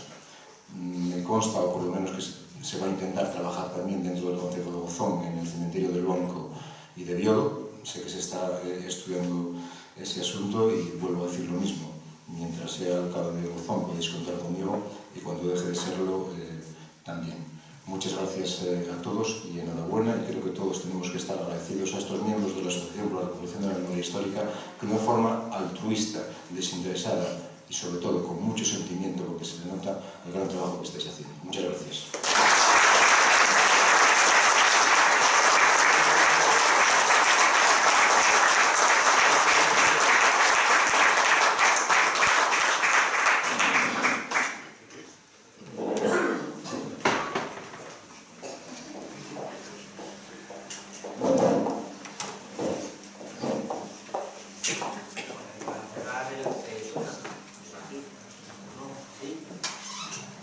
Ahora, ¿no? Para cerrar el acto, si les parece, abrimos un turno de intervenciones, de preguntas, de blog. ¿No? ¿Cerramos ya?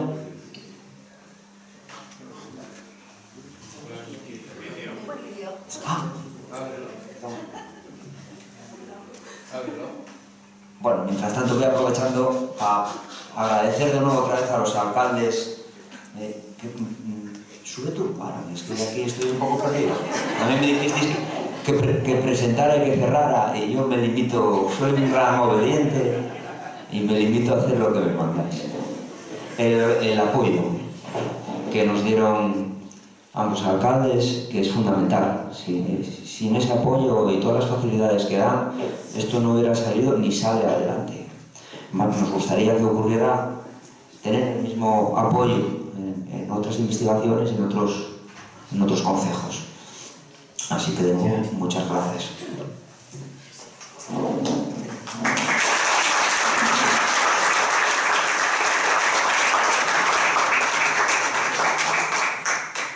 Bueno, pues eso, superada la crisis. Si alguien quiere hacer alguna pregunta rápida, porque todavía os tenemos preparado un vídeo, ¿no?, para ver cómo fue el proceso de exhumación de Bañugues, bueno, pues que hable ahora o que haya para siempre.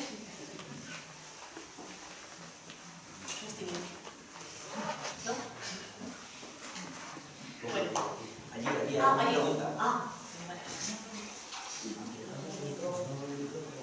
Bueno, yo creo que nos vemos bien, ¿no? Sí. Sí. Había una pregunta por ahí atrás. A ver, voy a hacerte yo una pregunta. A Luismi, a Arancha... Que me la sepa contestar. El razonamiento que hicisteis un poco de la investigación, habláis de haber manejado un fondo documental importante. Entre las personas que nombrabas hoy en la lectura está un abuelo mío y tengo poca información de él. Entonces la pregunta es, ¿de qué forma se puede acceder a esa argumentación, o si es posible hacerlo y tener información? Bueno, el fondo concreto que nombramos, ¿a qué no te referirás al archivo de Ferrol? ¿No? Bueno, yo tengo alguna documentación. Pero bueno, estamos hablando del archivo de la Marina de Ferrol, no el archivo, sabes que los militares teníamos claro lo que es la María Aire, y entonces en Ferrol hay un archivo judicial referente al centro de tierra, todo lo que acontece en tierra, pero también hay un archivo de la Marina en el que depende de la jurisdicción militar de la Armada. Y en este caso, como aparecen restos, mujeres en playas, pues depende directamente del comandante militar de Marina, que en caso de él depende del departamento de la Armada, de la Marina, no del centro de tierra. Entonces hay que diferenciar estos dos fondos. Nosotros trabajamos con los dos fondos, la jurisdicción de tierra, donde están casi el Consejo de Guerra, hasta la Revolución 34, la represión de y luego el archivo de la Marina, donde están casos, pues, bueno, de naufragios, de apariciones de cadáveres sospechosos en costa, de accidentes en costa, el tema del mar, ¿no? ¿Cómo te referirás al tema del ejército de tierra, ¿no? Bueno, en realidad es que, digamos, bueno, hasta donde yo sé... Consejo de Guerra, decía. Sí, tengo un consejo de guerra y tengo todo. Sí, ya quiero ver una documentación más por situarla históricamente, por ver un poco cómo fue la historia, más que por saber detalles. Sí, bueno, te pones en contacto con la asociación, pues echamos una mano, asesoramos alternativos, incluso te podemos mirar los fondos propios, si tenemos algo.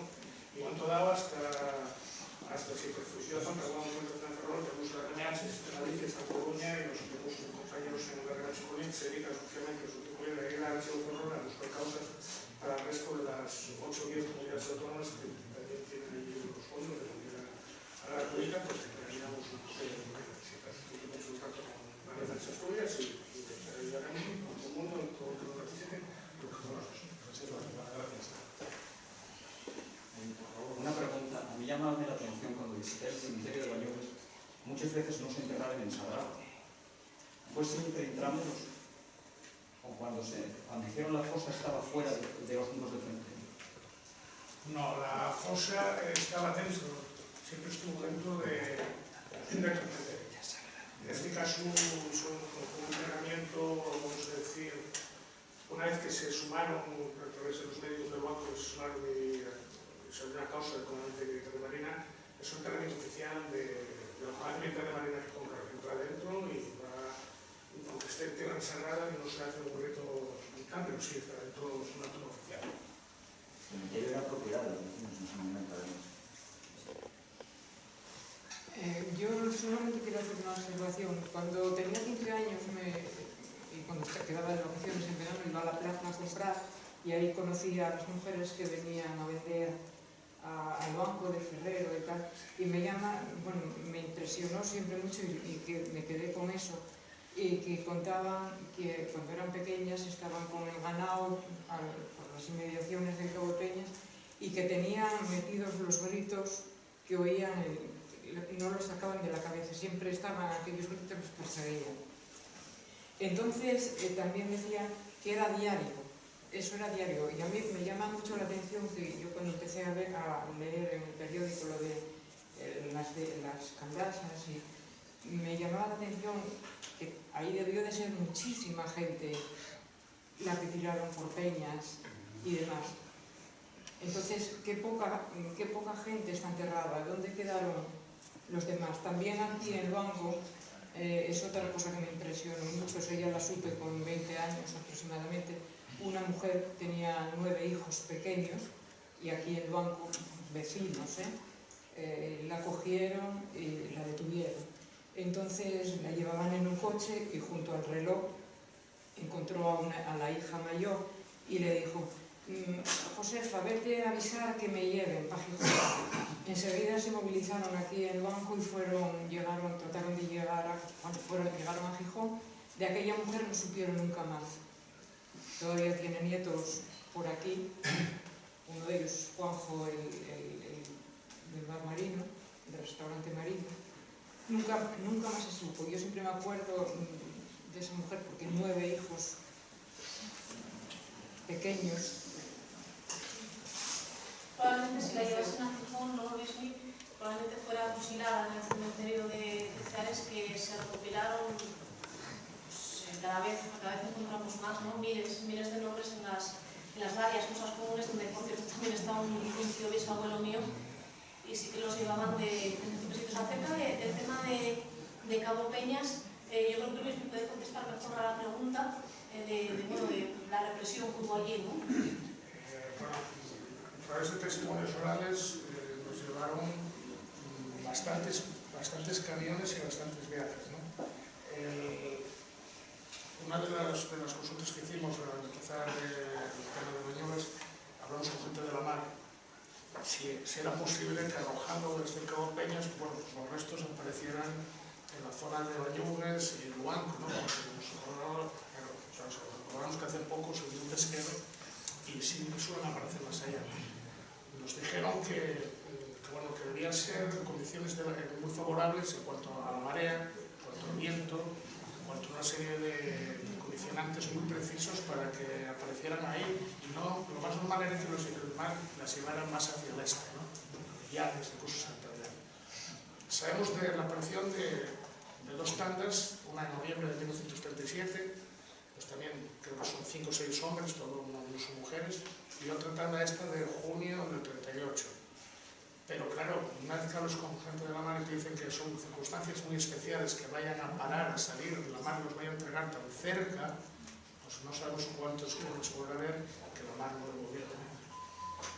Y luego respecto a los enterramientos en civil, yo también cuando era pequeña subía al cementerio con mi madre a limpiar las tumbas de los familiares, y había siempre al lado del cementerio pegado había el cementerio civil. Yo preguntaba, y estaba aquello, pero lleno de... y tenía una puerta de madera que yo la intenté abrir a veces y llegué a ver, porque yo veo, cuando esas cosas siempre tuve inquietud por saber lo que hay alrededor. Y entonces ahí abrías el cementerio y se veían fosas, pero prácticamente veías la silueta de la fosa porque estaba completamente... Pues yo preguntaba por qué estaban enterrados allí aquella gente. Mi madre me decía que no eran creyentes. Luego yo supe que eran los muertos de la guerra civil, las víctimas de... Sí, Sí, de hecho, muchas veces... Y ese quedaba pegado, era pegado al cementerio que había antes, o sea, que sigue ese mismo, pero es que ahora se amplió y claro, la ampliación que queda mirando hacia la puerta a la derecha era donde estaba eso, o sea, que ahí no sé si podrá quedar algo. Sí, normalmente no, porque ahí ya se hizo otro cementerio y enterramiento, o sea... Es dramático, es una de las cosas que yo antes explicaba con respecto a la desaparición física de las fosas, ¿no? Precisamente esa que muchas veces pensamos que quizás el centro de un cementerio puede estar más a salvo, ¿no? Con la experiencia de Bayogos nos demuestra que no es así, pero es que incluso los cementerios civiles son clara muestra de ello, ¿no? Yo recuerdo, pues siendo yo pequeña, es decir, no estamos hablando de hace tanto, estamos hablando de los años 80, ¿no? El estado lamentable del deterioro y de abandono que tenía el cementerio civil del Suco, donde estaban enterrados mis familiares, ¿no? Afortunadamente luego se fue arreglando. Y de hecho, por ejemplo, en el cementerio de Gijón tenemos recabados testimonios, ¿no? Me comentabas el otro día, Luismi, que durante mucho tiempo era tanto la parte del cementerio civil como la parte de las fosas comunes, de los represaliados de posguerra, ¿no? Pues sistemáticamente se estaban eliminando esos restos, ¿no? Sin que nadie pudiera hacer nada, ni que nadie pudiera, por supuesto, claro, tampoco ni siquiera alzar la voz, hasta que llega, en el caso de Ceares en concreto, llega incluso a intervenir el Papa, ¿no? En los años 50 llega incluso a intervenir el Papa diciendo, bueno, que no es humano lo que se está haciendo con esos restos, ¿no? Incluso llega eso, el deterioro y lo que perdimos con la deficiente conservación de los cementerios civiles, donde muchas veces reposaban las víctimas de la represión, es una cosa que es terrible y que ya yo creo que no vamos a poder recuperar nunca, ¿no? En la mayor parte de los casos. Dos peticiones por aquí a fondo y otra vez usted quería intervenir. En su caso mío, en concreto de mi familia, no podemos recurrir a la memoria histórica porque sabemos que una hermana de mi abuela entró en la Quinta Pedregal con esa señora que dice Lalita. Entraron juntos, hay constancia, estamos enterados de que entraron, pero no hay constancia de salida, o sea, no sabemos dónde están. O sea, no podemos recurrir porque no sabemos exactamente dónde están. Hay constancia de que entraron, estuvieron allí, pero no saben dónde quedaron. Fueron la señora que dice Lalita y una hermana de mi abuela, que por cierto estaba mi madre presa cuando eso, y fue a preguntar por ella y dijeron que hicieron eso en casa. Efectivamente, a mí también me contaron que mi madre hubiera preguntado y tal. Pero no sabemos dónde, si las tiraron por Cabo Peñes, si están en Xagó, no sabemos dónde están. O sea, que poner, no tenemos ni idea. En este tipo de casos, muchas veces, ¿no? se hace casi imposible, ¿no? Saber dónde están, pero sin embargo sí que tenemos demostrado que muchas veces, bueno, pues en base a todos los testimonios que vamos recopilando, de la asociación, la documentación que tenemos, etcétera, muchas veces casos que nos parecían imposibles, sí que pudimos, si no encontrar el cadáver físicamente, sí por lo menos dilucidar un poco lo que es la historia, ¿no? Lo que les ocurrió.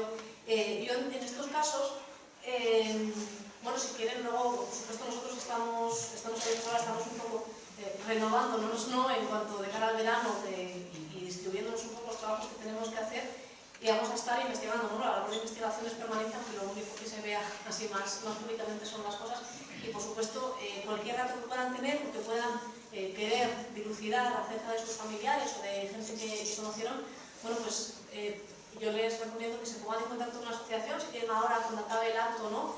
Apuntamos los teléfonos, apuntamos los correos electrónicos, quizás ustedes nos pueden dar toda la información que tengan de los familiares que están buscando, nombre, bueno, cualquier cosa que sepan, ¿no?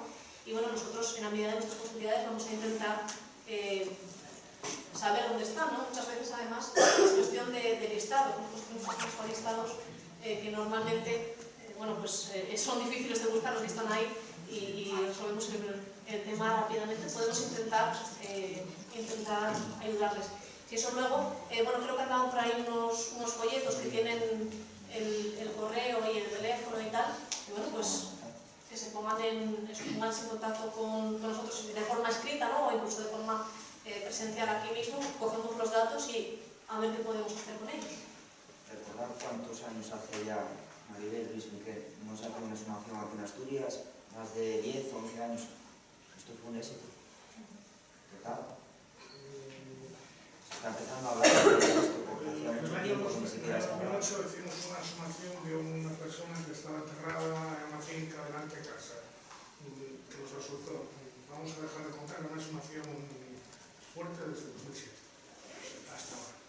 claro, saber dónde está un familiar y que una familia reclame los restos y tal, eso tiene un proceso y eso ya es, cuando no se sabe, cuando se pueden recoger los datos, tener la información, que acompaña a lo mejor a cómo fue una represión en una zona quizá más... Está todo fenomenal, todas esas aportaciones están... El objetivo final, encontrar ahí a esas familias es... Vamos, ni Tom Cruise, Misión Imposible 7. Desgraciadamente, claro. Pero bueno, los datos y si se recogen y están. Imposible nada. Si sale bien, esto finalizaría, el colofón sería una publicación de todo esto, ¿no? Pero bueno, bien, pues... Alejandro. A ver, yo quiero decirle un poco al compañero que habla de la Casa Pedregal. Yo soy hijo de la Casa Pedregal. Que mi abuelo y mi abuela fueron a la Casa Pedregal y nunca más parecieron. En las condiciones mías hay 400 personas. De ahí salieron. ¿A dónde? No lo sabemos. Yo, el único dato que tengo es cuándo los mataron, el día, las fechas y que están desaparecidos. Se lo dije antes a Maribel ahí, pero es decir, buscar. Es decir, yo, por ejemplo, igual que estuve en Vallejo, es decir, oye, voy a abrir una cosa en tal sitio, porque va a estar mi abuelo, mi abuela. Eso es imposible. Por lo menos para mí es imposible. Y como yo, pues habrá 400 o los que sean. Dicen que los tiraron por Cabo Peñas. ¿Quién lo sabe? Mi padre tiene 87 años. Él vio sacar a su madre y a su padre, pero nunca más supo de ellos. Entonces eso es lo único que le puedo decir sobre la Casa Central. De todos modos, como digo... Sí. Sí, no hay Galicia, mucha gente enterrada, ¿eh? ¿En dónde? En la playa de Galicia. Sí. La playa de Galicia es gente enterrada. Ahí, por ejemplo, cuando hicieron los chalets, había huesos. En la misma playa. Sí, pero... Sí, cuando los chalets, sí. Había huesos y alguien dijo, echar cemento arriba y que nadie lo vea. Porque eso después se comentó. No, pero es que yo vi vídeos.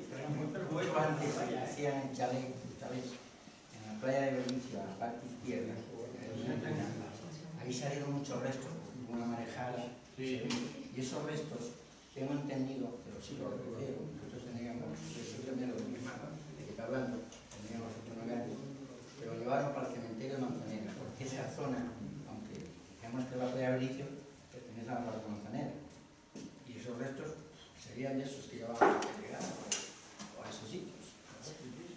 Pero lo que pasa es que yo nunca vi que nadie llamara y dijera, pues aquí entregaron a mi abuelo o a mi padre. El problema es que la villa, la ciudad de Avilés... Perdón, esto fue mucho antes de los chalets, pero con diferencia, ¿eh? Los chalets fue el otro día. La ciudad de Avilés tiene un detalle singular que la diferencia a todas las ciudades y todos los pueblos de España. Avilés es el único lugar donde hay 400 desaparecidos y nadie sabe dónde los llevan. Hubo un olvido, una amnesia histórica que durante 30 años nadie se preocupó de encontrar, por decirlo, 400 víctimas, no sé, desaparecen de un momento para otro. Personalmente, en este video, durante muchos años, yo creo que no hay la respuesta correcta, no existe. Creo que van gente a la Carriona, la inmensa mayoría, si es probable que llevasen gente a Galicia o no, si es probable que llevasen gente a Lopeñas o no. Quiero decir, la misma persona que puede afirmar que los tiran de Peñas, pues yo puedo afirmar mejor que no y tener las mismas pruebas que no hay ningún indicio, ninguna argumentación, ninguna prueba, más allá de que salían camiones de Casa Pedregal. Incluso no sabemos si eran 400, o eran 100, o fueron 80, o fueron 525. No hay argumentación y no está nada hecho. Lo que sí es un montón de desaparecidos. Y es algo singular porque no pasa en ningún sitio de España, que aparecen 400 personas y nadie sepa dónde narices los tiene. Sí, pero por ejemplo, decía, esos restos que aparecieron en la playa de Galicia hace 50 o 60 años, se podría indagar si es verdad que están en el cementerio de Manzanera, porque dicen que los llegaron a Galicia. No sé. Me imagino que se va a hacer esto, porque esto no se deja ahí, pero recoger, efectivamente, porque tiene que dar cementerio más Sí, más próximo al del edificio, pero bueno, como pertenecía quiera Roque Montaña, yo no. Yo os puedo contar algo que pasó hace pocos días. Nosotros tenemos un proyecto comunitario con Rozón de hacer un muro en Avilés, en el cementerio. Entonces nosotros fuimos al cementerio. Nosotros fuimos a una persona que nos dio un croquis como estaba el cementerio, más o menos. Y entonces preguntamos por el cementerio civil. Y nos dijo más o menos dónde estaba. Preguntamos por los huesos, por las tumbas, y quién iba al cementerio civil. Y me dijo que bueno, que al cementerio civil en aquellos tiempos iban los marinos que venían por ahí, los comunistas y la gente del mar Menor. Entonces yo le pregunté por los huesos, por los desaparecidos de la guerra. Y me dice que unos se los llevaron la gente, se los llevaron los familiares, que otros están en donde la cruz aquella de la derecha que es allí, y que otros están allí metidos en el... ¿Dónde meten los huesos? ¿Cómo se llama? En los sabios. Pero nadie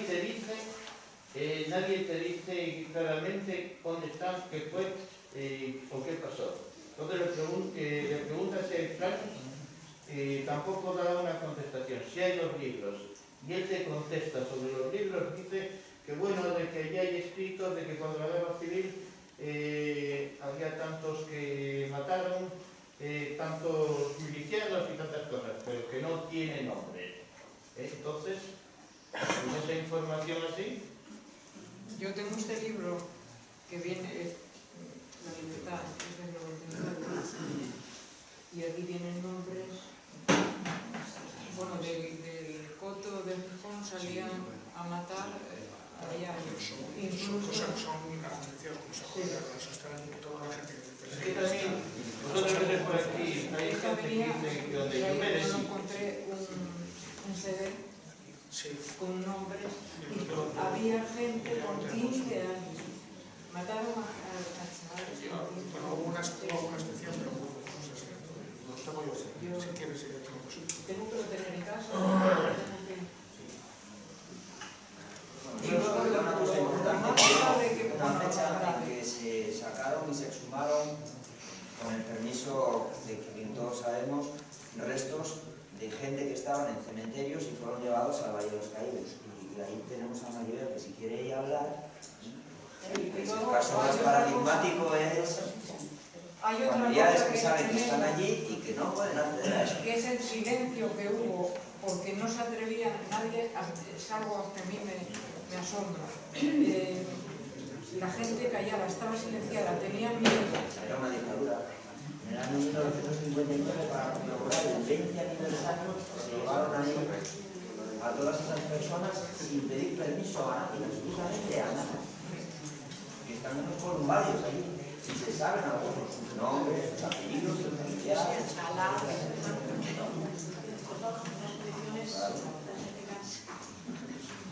Y hubo muchos sitios, claro, que estaban allí, estaban localizados y tenían incluso su propia sepultura y ahora no están allí. Y hubo familiares que estuvieron llevando flores allí pensando que tal y no estaban. Vamos a poner el vídeo que fue el que se puso el día y que es una pasada.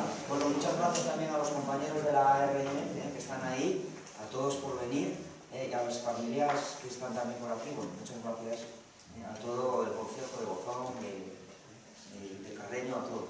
Muchas gracias.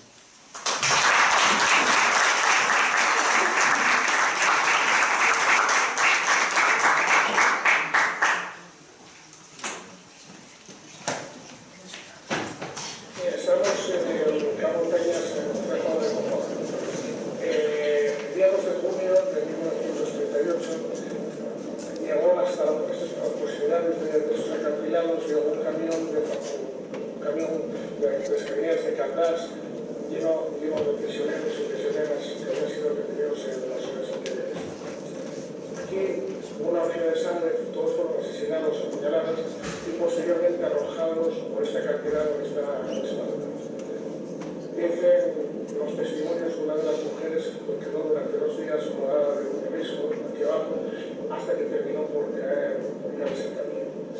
En las horas siguientes, el mar devuelve los restos de 6 mujeres y al menos 5 hombres en los pedreros y playas que van desde aquí hasta el puerto.